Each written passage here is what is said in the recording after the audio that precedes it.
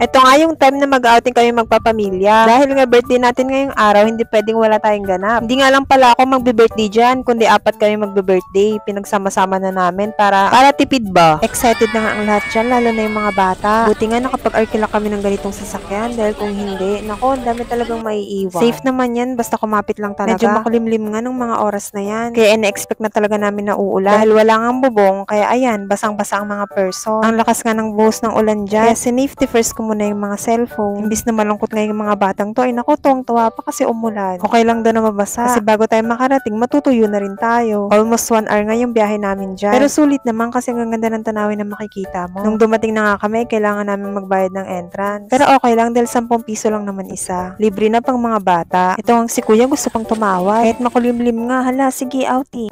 Ginusto niya yan, 'di ba? Habang pababa na nga yung iba, ay may hinihintay pa kaming ibang kasama. Dahil nga hindi ko masya sa sasakyan, ay yung iba nagmotor na lang. Wow! So, eto na nga. Welcome to Harip Beach. This is located in Harip, Surigao del Sur, Mindanao. Apakaganda talaga. Habang hinihintay nga namin yung ibang dumating, kasi nga nasa kanila yung ibang pagkain, ay nag-decorate muna kami ng konti. Laking tulong talaga pag may matangkad sa pamilya nyo, no? Sana all talaga matangkad. After nga mag-decorate, ay kumain mo ng mga person. Happy birthday to you.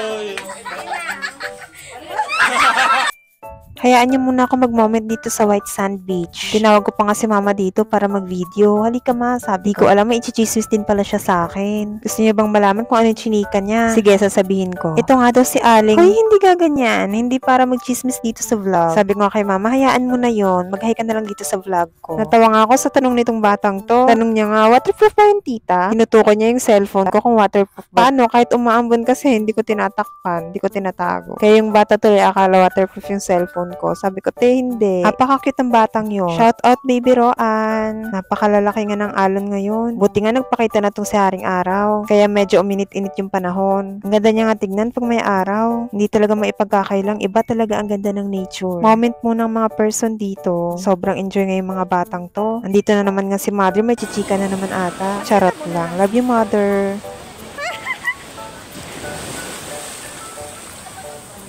Sa sobrang lakas nga ng alon, ay naku, titilapon ka talaga. Ayan, muntik na mabasa yung cellphone ko. Naku, ito talagang si Sister Sabil. Ay naku, napakatyagang mag-video. Naku, kung hiring kayo ng videographer, kunin nyo na to.